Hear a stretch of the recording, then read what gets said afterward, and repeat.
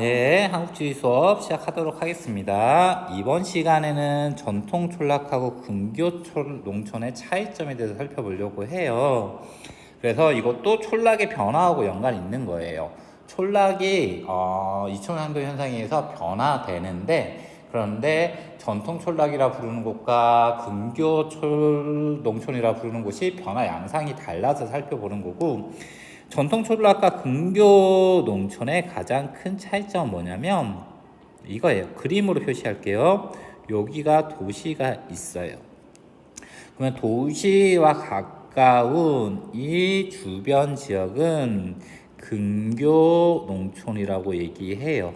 그런데 이 도시하고 멀리 떨어진 지역에 있는 이 촌락은 전통 촌락이라고 얘기를 해요. 이해됐어요? 그래서 근교 농촌하고 전통 농촌 이 차이는 도시하고의 거리를 얘기하는 거예요. 그래서 전통 농촌은 도시와 거리가 멀다라는 뜻이 되고요. 근교 농촌은 도시와 거리가 가깝다라는 뜻이 돼요. 그래서 도시와 거리가 머니까 도시의 영향력이 작은 걸 얘기하는 거고, 도시와 거리가 가까우니까 도시의 영향력이 어떻다는 걸 얘기하는 거냐면 크다는 걸 얘기해요. 그래서 다시 정리하면 근교 농촌은 도시와 가까이 있어서 도시의 영향을 크게 받는 농촌, 이런 뜻이 돼요. 그러면 이 두 가지가 어떤 차이점이 있는지 한번 살펴보도록 합시다. 전통 농촌 봅시다. 지가예요. 집약도. 그냥 집약도라는 말을 좀 어려운데 그냥 땅의 가격 지가라고 생각하면 좋겠어요. 땅의 가격. 그러면 도시 근처에 있는 농촌이 땅의 가격이 비쌀까요? 도시하고 멀리 떨어진 곳이 땅의 가격이 비쌀까요? 당연히 도시 근처가 비싸겠죠. 그래서 전통 농촌은 집약도 지가가 낮다라고 이렇게 내려 쓸 수 있고요. 반면에 근교 농촌은 도시 근처에 있으니까 집약도 지가가 높다, 이렇게 얘기할 수 있어요. 농가당 경지 면적 봅시다. 농가당 경지 면적은 이런 개념이에요. 경지 면적, 경지라는 뜻은 농사를 지을 수 있는 땅을 얘기하고 이거를 농가 수로 나눈 거예요. 그래서 한 농가당 갖는 땅의 면적이에요. 그러면 이건 뭐하고 연관이 있냐면 지가랑 관련이 있어요. 전통 농사는 지가가 낮으니까 한 농가가 가질 수 있는 땅이 싸잖아요. 싸니까 한 농가당 가질 수 있는 땅의 면적이 넓을 수밖에 없겠죠. 넓다가 되는 거고, 반면에 근교 농촌은 땅의 가격이 비싸니까 농가당 가질 수 있는 땅의 면적이 좁을 수밖에 없겠죠. 그래서 좁다가 돼요. 이해되셨죠? 인구 및 인구 구조 변화 봅시다. 전통 농촌은 선생님이 방금 얘기했듯이 전 시간에 얘기했듯이 1970년도에 이촌향도 현상이 나타나요. 이촌향도 현상이 나타나니까 인구가 감소했죠. 인구가 감소했는데 누가 감소했냐면 청년층이 감소했다고 그랬죠. 그래서 누구의 비율이 높아지냐면 노년층의 비율이 높아지는 인구 고령화 현상이 나타나는 지역이 돼요. 이해됐죠? 지난 시간 거 참고하면 돼요. 그런데 근교 농촌은 인구 및 인구 구조 변화에서 어떤 현상이 나타나냐면 이촌향도 현상이 나타나는 게 아니라 최근에 교외화 현상이 나타나요. 교외화 현상은 뭐냐면 서울에 살던 사람들이 서울의 집값이 너무 비싸니까 서울에 살지 못하고 경기도로 나오는 현상을 교외화 현상이라고 얘기해요. 다시 정리하면 도시 지역의 사람들이 근교 농촌 지역으로 나오는 현상, 이걸 교외화 현상이라고 얘기를 해요. 그러니까 이거는 인구가 증가하겠죠. 도시에서 사람들이 나오니까. 근데 어떤 사람들이 나오냐면 똑같이 청장년층이 나와요. 그래서 청장년층하고 그리고 유소년층, 이 두 개 층의 인구 비율이 증가하는 추세를 보여요. 완전히 반대되는 특성을 보이죠. 겸업 농가수는 뭐냐면 투잡이라고 생각하면 돼요. 농사도 지으면서 다른 일도 같이 하는 이런 거. 그럼 전통 농촌 생각해 봅시다. 농사 말고 다른 일 할 수 있을까요? 다른 일 할 수 있는 게 없겠죠. 일자리가 없으니까. 그러니까 겸업 농가 수는 적다라고 이렇게 얘기를 해야 되겠죠. 반면에 근교농촌 지역은 농사도 지으면서 도시와 가까우니까 도시로 출퇴근도 할 수 있겠죠. 그러니까 겸업 농가수가 많다 이렇게 정리가 됩니다. 주요 농업 봅시다. 주요 농업은 전통 농촌은 도시의 영향이 적으니까 전통적인 농업을 해요. 자급적인 농업이라고 얘기하죠. 자급적인 농업이 이루어져요. 먹고 살기 위한 농업을 하는 거예요. 도시하고 머니까 갖다 팔 시장이 없으니까 스스로 먹고 살기 위한 농사를 짓는다는 뜻이에요. 그럼 먹고 살기 위한 농사를 지으니까 무슨 농사가 발달할 수밖에 없냐면 벼농사가 발달할 수밖에 없어요. 이해되셨죠? 그런데 근교농촌은 바로 옆에 뭐가 있어요? 도시가 있죠. 커다란 시장이 도시가 있으니까 도시에 갖다 팔 수 있겠죠. 농사지어서. 그래서 근교농촌은 자급적 농업이 아니라 상업적 농업이 행해지는 곳이 돼요. 그럼 갖다 팔려고 농사를 하니까 벼농사를 하면 잘 안 팔리겠죠. 우리나라는 쌀의 소비량이 매년 감소하고 있으니까 벼농사가 아닌가 다른 걸 해야 되겠죠. 그래서 여기서 하는 게 화훼 같은 농업을 해요. 꽃이나 채소들을 재배하고 과일을 재배하고 아니면 목축업을 해서 낙농업, 우유 같은 것들을 생산해서 갖다 파는 이런 농업이 발달하게 되는 거예요.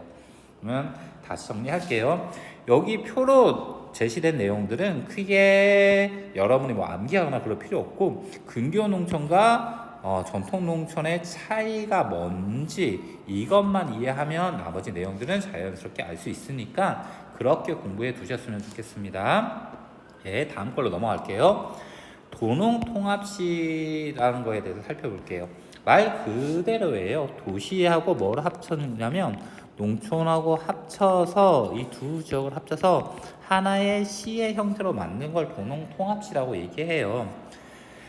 도시라는 곳은 공장하고 서비스업이 제공하는 거죠. 그래서 2차하고 3차 산업이 중심이 되는 것이에요. 그러다 보니까 뭐가 부족해요? 1차 산업이 부족하죠. 1차 산업은 어디서 제공해 줄 수 있어요? 농촌에서 제공해 줄 수 있죠. 그래서 도시와 농촌은 서로 잘하는 게 다르니까 상호 무슨 관계에 있냐면 상호 보완적인 관계에 있어요. 서로 부족한 거를 메꿔줄 수 있는 관계죠. 그러다 보니까 두 지역을 하나로 묶어서 시로 같은 생활권으로 묶어 놓으면 훨씬 좋겠죠. 그래서 만들어진 게 도농통합시예요. 도농통합시의 가장 대표적인 곳이 여기예요.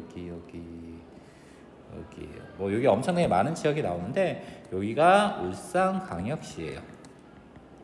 그래서 울산광역시는 광역시로 승격하기 전에 울산시라고 하는 도시하고 울주군이라는 촌락하고 합쳐져서 도농통합시가 돼서 광역시가 된 거예요.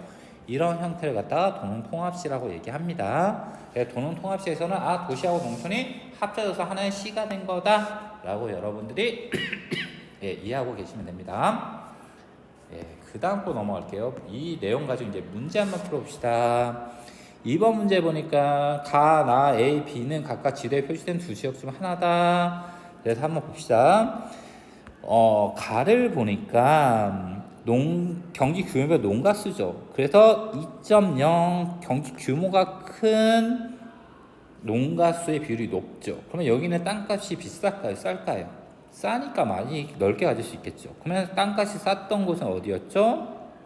전통농촌이 되겠죠. 전통농촌에 해당하는 거고 반면에 나 지역은 0.5헥타르 미만 경지 규모가 작은 농가 비율이 높죠. 그래서 여기 땅값이 비싼 근교농촌이 된다는 걸 알 수가 있어요.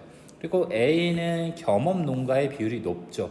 그러면 겸업농가, 농사 짓고 다른 일도 한다. 다른 일을 하려면 도시가 근처에 있어야 된다. 그러니까 이것도 근교농촌이 되고요. B는 전업농가 비율이 높으니까 이건 이제 전통농촌이 되겠죠. 그래서 오른쪽에 지도가 주어져 있는데 지도에서 광역시 정도는 알고 계셨으면 좋겠습니다. 지금 이렇게 표시한 여기가 어디냐면 여기가 부산이에요. 부산 근처에 있으니까 여기는 근교농촌이 되겠죠. 그래서 나하고 A가 여기에 해당하고 여기는 도시하고 멀리 떨어져 있으니까 여기는 전통농촌이 돼요. 그래서 가하고 B가 돼요. 한 문제 풀어봅시다. 가는 전통농촌은 근교농촌보다 겸업농가 비율이 낮다. 낮다 이렇게 바꿔야겠죠. 틀린 말이 되고 나는 가보다 주간 인구 지수가 낮다. 근교 농촌은 가보다 주간 인구 지수가 낮다. 주간 인구 지수는 이렇게 구해요. 주간 인구 지수는 어떻게 구하냐면 거기에 살고 있는 상주 인구수 분의 낮 동안에 사람이 몇 퍼센트 정도 있는지를 나타내는 개념이 주간 인구 지수예요. 그러면 근교 농촌은 아침에 일어나면 직장이 도시와 가까우니까 도시에 직장이 있는 사람이 있겠죠. 그럼 도시로 나가니까 낮 동안에 사람들이 적겠죠. 그럼 주간 인구 지수가 낮아지겠고, 반면에 정통 농촌은 아침에 일어나도 출근할 수 있는 도시가 근처에 없죠. 그러면 그대로 사람들이 남아 있으니까 상대적으로 전통 농촌은 높겠죠. 그래서 나는 가보다 주간 인구 지수가 낮다. 그래서 정답은 2번이 되겠네요. A가 근교고 B가 전통 농촌이니까 근교 농촌은 전통 농촌보다 농가당 경지 면적이 좁다 이렇게 바꿔야 될 거고요. 벼농사는 주로 전통 농촌에서 행해졌으니까 전통 농촌은 근교 농촌보다 생산량이 많다 이렇게 바꿔야 되겠고요. 가는 B가 되고 나는 A가 되겠네요. 그래서 정답은 2번이 되고요. 2번 문항은 안 풀게요. 아직 여기 단계에서 풀 수 있는 내용이 아니어서 뒤로 가서 풀도록 하겠습니다. 그러면 이제 전통 농촌의 변화까지 수업이 다 끝났고요. 고생들 하셨습니다. 여기까지 한국주의 수업 하겠습니다.